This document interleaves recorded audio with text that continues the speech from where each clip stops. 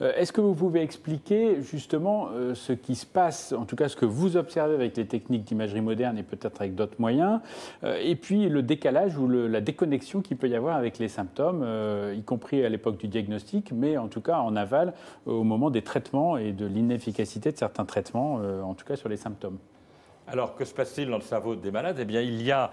si vous voulez, l'apposition d'une substance anormale qu'on appelle la substance amyloïde qui s'accumule, qui s'agrège et qui fait des amas, des plaques, qui sont les plaques amyloïdes que l'on voit au microscope du cerveau, dans le cerveau des patients. Et associé à ces plaques, il y a une dégénérescence des neurones qu'on appelle la dégénérescence neurofibrillaire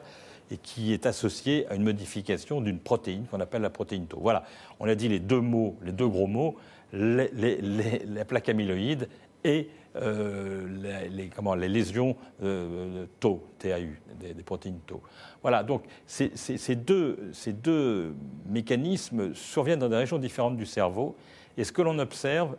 dans la maladie, au tout début, ce sont des troubles de la mémoire épisodique, on en a parlé tout à l'heure, liés à l'atteinte hippocampique en rapport avec la présence des lésions de la protéine Tau. Donc c'est d'abord une maladie, semble-t-il, c'est une tauopathie, c'est une pathologie de la Tau,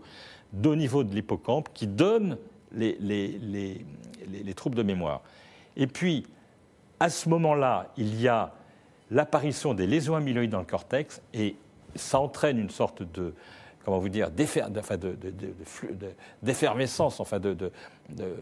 d'extension du processus pathologique. Et là, à ce moment-là, il va y avoir une extension des lésions Tau vers l'ensemble du cerveau, et on va voir apparaître secondairement, après les troubles de mémoire, des troubles du jugement, des troubles du langage, des troubles de la reconnaissance visuelle, de la reconnaissance des objets, et petit à petit même une apathie importante. Et puis petit à petit, ça va retentir sur l'autonomie des sujets qui vont devenir plus dépendants, et on va tomber dans ce qu'on appelle, nous en médecine, la démence, qui est un terme affreux, qui ne veut pas dire que les gens sont fous, mais qui veut dire que les malades ne sont plus indépendants, ils ont besoin d'être aidés dans les actes de la vie quotidienne. Et c'est ça qui détermine la gravité de la maladie, c'est ce que ces patients ne sont plus autonomes, ils dépendent de la présence d'une autre personne, et c'est très difficile à organiser au domicile, et parfois la seule solution, c'est de les mettre dans des institutions que l'on connaît, de ces EHPAD. Voilà.